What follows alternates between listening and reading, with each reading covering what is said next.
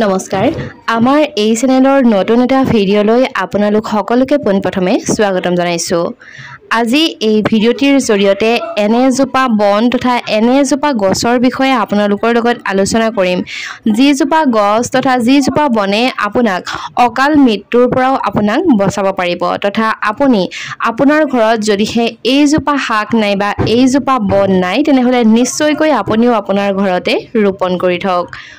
ইয়াক আপুনি শাক হিচাপে খাব পাৰে তথা পূজা পাতল আদিটো বিশেষকৈ শিৱ পূজাত ইয়াক ব্যৱহাৰ কৰা হয়। এইবিধ বন বাৰিষা কালত প্ৰায় সকলো ঠাইতে গজি উঠে।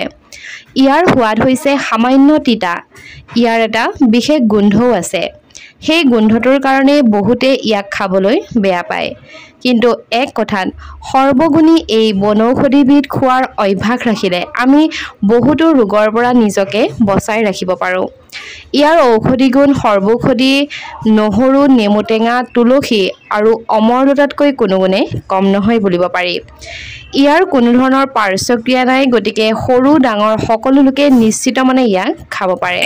উচ্চ ৰক্তচাপত ভোগা ৰোগীৰ কাৰণেও ই বৰ বেছি ক্ষতিকাৰক নহয়। যিসকলে ইয়াৰ গোন্ধটো বেয়া পায় তেওঁলোকে নিজে ভাল পোৱা সুগন্ধি শাক যেনে পদিনা মচন্দৰী পনৌনোৱা আদি জাতীয় শাকৰ লগত ইয়াক মিহলাই লৈও খাব পাৰে। শেলচি মাটিকান্দুৰী ইত্যাদিৰ লগতো আপোনালোকে মিহলাই ইয়াক খাব পাৰে। শেলচি আৰু পনৌনোৱা খাই খুবেই ভাল লাগে। আপোনালোকে হয়তো সেই কথা জানে নাই বা আপোনালোকে ইয়াক মাছৰ লগতো জোল কৰি খাব পাৰে। ইয়াক সিজাই পিটিকি কৰি নাইবা মগু দাইলৰ সৈতে খাৰ দি নাইবা বেলেগ শাকৰ লগত একেলগে ভাজিও খাব পাৰে। পোলাও নাইবা বিৰিয়ানীত দোৰোণ শাক সিজোৱা পানী দি খাবলৈও খুবেই সোৱাদযুক্ত হয় আৰু তেনেকৈ আপুনি আপোনাৰ সন্তানটিকো খুৱাব পাৰে। এতিয়া আহিছোঁ ইয়াৰ বিশেষ গুণসমূহৰ কাৰণে। আজি আমি আপোনালোকক জনাই আছোঁ দোৰোণ বন অৰ্থাৎ আমি সকলোৱে চিনি পোৱা দোৰোণ বনৰ বিষয়ে কেইটামান গুৰুত্বপূৰ্ণ কথা। ই হৈছে বিষহাৰক জ্বৰনাশক এণ্টিফাংগেল তথা ভেঁকুৰ প্ৰতিৰোধী এণ্টিবেক্টেৰিয়েল তথা বেক্টেৰিয়া প্ৰতিৰোধী তথা এণ্টিঅক্সিডেণ্ট ৰোগ প্ৰতিৰোধক তথা কৃমিনাশক লিভাৰ কাহ আৰু ডায়েবেটিছৰ কাৰণে খুবেই উপকাৰী।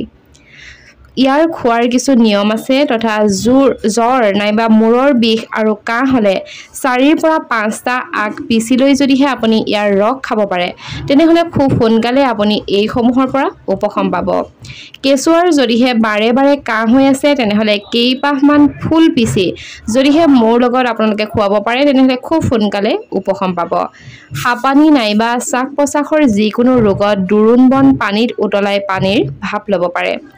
চাইনাছ যদিহে আছে তেনেহ'লে পৰিষ্কাৰকৈ হাত দুখন ধুই এই শাক হাতেৰে মোহাৰি 2-3 টোপাল ৰস যদিহে আপোনালোকে কেনেবাকৈ নাকত দিব পাৰে তেনেহ'লে নাকৰ তেজ ওলালেই কেইপাহমান ফুল মোহাৰি যদিহে ৰসখিনি নাকত দিয়ে তেনেহ'লে তেজ ওলোৱা বন্ধ হ'ব আৰু চাইনাছৰ সমস্যাও নাশ হ'ব। কৃমি হ'লে দোৰোণ বনৰ ৰস 2 চামুচ মৌ জোলৰ সৈতে মিহলাই দুবাৰকৈ 4-5 দিন খালেই ভাল হয় আৰু এনেকৈ খালে পেটৰ বিষ আৰু কোষ্ঠকাঠিন্যও ভাল হয়। ই জীৱাণুনাশক কাৰণে টাইফয়েড কলেৰা আদি ৰোগত চিকিৎসকসকলেও কাম দিয়ে তথা সেইসমূহ চিকিৎসাত চিকিৎসকসকলেও এইসমূহ শাক খাবলৈ কয়। মেলেৰিয়া ৰোগ প্ৰতিৰোধ কৰিব পৰা ক্ষমতা আছে তথা পাকস্থলী আলচাৰ হ'লেও দোৰোণ শাক খালে ভাল হয়।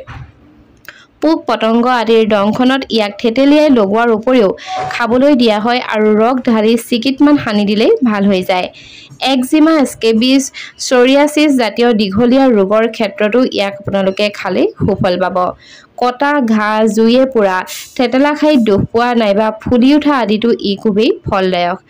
বৃক্কৰ সুৰক্ষা প্ৰদান কৰাৰ ক্ষেত্ৰত দোৰোণ শাকে খুবেই গুৰুত্বপূৰ্ণ ভূমিকা পালন কৰে। ইয়াৰ ৰস মৌৰ সৈতে খালে ধাতুৰ দুৰ্বলতা গনৰিয়া প্ৰস্ৰাৱৰ দোষ আদিত কাম দিয়ে।